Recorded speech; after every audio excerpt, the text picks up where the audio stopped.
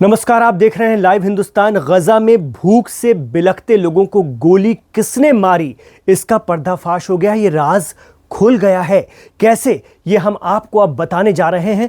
बहुत ध्यान से इस वीडियो को देखिएगा, बहुत ख्याल से इस वीडियो को देखिएगा और समझने की कोशिश कीजिएगा कि क्या हो रहा है। कभी हां कभी ना करने वाला खुद फंसता नजर आ रहा है। गजा में इस्राएली हमले के चलते धूल के शहर में तब्दील हो चुके इलाके में भूख मौत पर भारी पड़ रही है। ऐसा लग रहा है जैसे लोगों को इस्राएली हमलों से अधिक दर्द अब उनकी भूख दे रही है। इस्राएल और अमेरिका ने मिलकर एक सहायता केंद्र शुरू किया जहां लोगों को भोजन बांटा जाता है, मगर सहायता केंद्र की ओर जाने वालों पर पिछले कई दिनों से लगातार गोलियां बरसाई जा रही हैं। और खबर यह है कि गजा पट्टी के दक्षिणी इलाके में आज सुबह फिर तड़के इस्राएली सेना ने गोलीबारी की है। यह गोलीबारी भी अनाज के लिए सहायता केंद्र में ही की गई है। इस घटना में कम से कम 3 फिलिस्तीनियों की मौत हो गई है और दीगर जख्मी हो गए हैं। स्वास्थ्य अधिकारी और चश्मदीद बता रहे हैं कि गोलीबारी उसी स्थान पर हुई जहां इसके 2 दिन पहले भी इस्राएली सैनिकों ने सहायता के इंतजार में जुटी भीड़ पर गोली चलाई थी। यह केंद्र गजा ह्यूमैनिटेरियन फाउंडेशन द्वारा संचालित किया जा रहा है, जिसे इस्राएल और अमेरिका की हिमायत है। तो करीब 2 दिन पहले जो गोलीबारी गजा में हुई थी, भूखे लोगों पर, सहायता लेने आए हुए लोगों पर, जिसमें 31 लोगों की जान गई थी और 100 से भी ज्यादा लोग जख्मी हुए थे। उसको लेकर आईडीएफ का तुरंत बयान आया था कि यह गोलीबारी हमने नहीं की है, हमास झूठी अफवाह फैला रहा है। लेकिन एक वीडियो ने इस्राएल के दावों की पोल खोल दी है।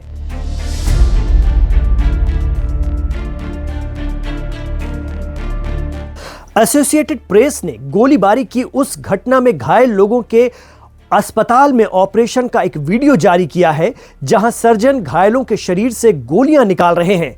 अब यह जांच का विषय हो सकता है कि यह गोली किस बंदूक से निकली है। जख्मियों का ऑपरेशन करने वाले डॉक्टर बता रहे हैं कि खाना लेने की जद्दोजहद करने वालों को गोलियां बेहद करीब से मारी गई हैं, जिसे रॉकेट फायर भी कहा जाता है, और यह गजा में आम है। ये गोलियां लोगों को चेस्ट और पेट के ऊपरी हिस्सों में मारी गई हैं, ये भी डॉक्टर बता रहे हैं। गजा के नासिर मेडिकल हॉस्पिटल के सर्जन बता रहे हैं कि उन्होंने उस घटनाक्रम के बाद अस्पताल पहुंचे 30 घायलों के ऑपरेशन किए, बाकियों को अस्पताल के दूसरे डिपार्टमेंट में भेज दिया गया इलाज के लिए।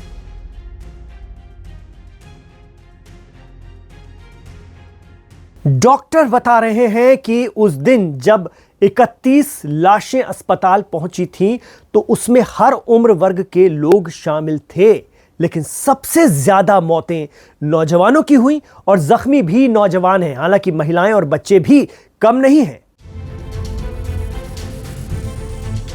सवाल यह है कि इस्राएली सेना जब खुद ही एक फाउंडेशन के जरिए भोजन वितरण केंद्र चला रही है, तो फिर सहायता केंद्र जाने वाले लोगों को वो मार क्यों रही है।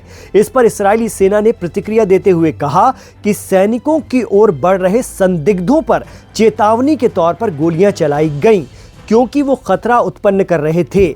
सेना ने यह भी स्पष्ट किया कि घटना के समय सहायता केंद्र बंद था और वो लोगों को वहां पहुंचने से रोक नहीं रहे थे। अब इसमें 2 बातें सामने आ रही हैं और इसकी विडंबना भी आप देखिए। एक तरफ तो आईडीएफ पहले इस पूरे मामले में संलिप्तता या शमूलियत से खुद को अलग करती है, उससे इनकार करती है, कहती कि सारी अफवाहें हमास फैला रहा था। फिर आईडीएफ खुद ही कह रही है, इजराइल डिफेंस फोर्स खुद ही कह रही है कि हमने संदिग्धों पर गोली चलाई थी।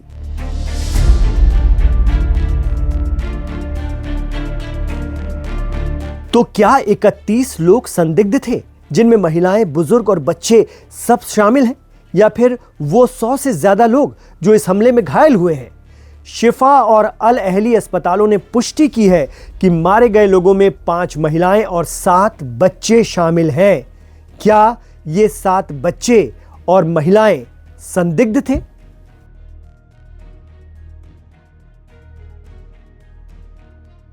तो घायलों के जिस्म से निकल रही गोलियों की अगर सही तरीके से जांच करा ली जाए, जैसा कि यूएन भी चाहता है, तो दूध का दूध और पानी का पानी हो जाएगा। लेकिन इतनी हिम्मत कौन करेगा, इतनी ज़हमत कौन उठाएगा, यह बहुत बड़ा सवाल है।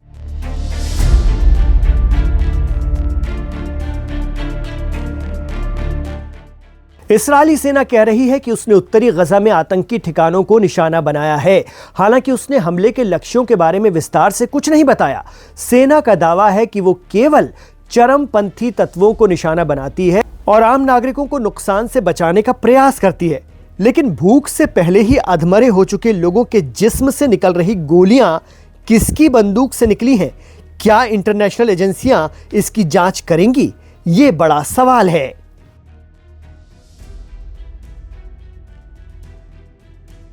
तो भूख से बिलखते लोगों पर गोलीबारी की निंदा तो बहुत हो रही है, पूरी दुनिया इसकी मजम्मत कर रही है, निंदा कर रही है, लेकिन कार्रवाई करने के लिए कोई तैयार नहीं है।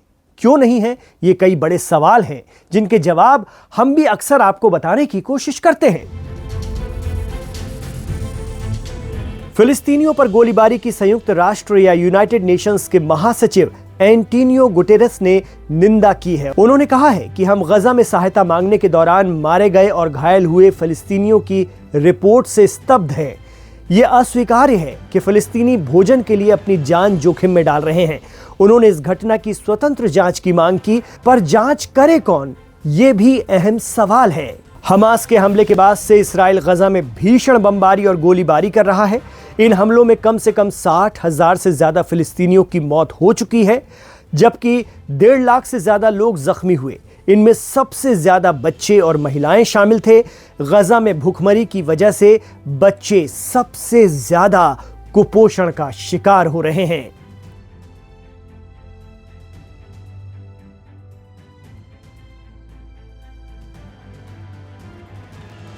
तो क्या घायलों के जिस्म से निकल रही गोलियों की हकीकत कभी खुल पाएगी? किसने भूखों को, निहत्थों को, दाने दाने के लिए मोहताज हो चुके बच्चों को बेदर्दी से मारा है? ये राज खुल पाएगा? खुल सकता है अगर इसकी जांच दुनिया करवाए। लोग आगे आए, वो देश आगे आए जो पावरफुल है, वो देश आगे आए जो इस बात को लेकर स्तब्ध है, इस बात को लेकर चकित है, इस बात को लेकर सदमे में है। देखना यह होगा कि इस पर क्या कुछ अमल होता है या फिर जैसा कि 20 माह से चल रहा है, बस वही चलता रहता है। लाइव हिंदुस्तान पर खबरों का ये सफर जारी है। आप रहिए लाइव हिंदुस्तान के साथ।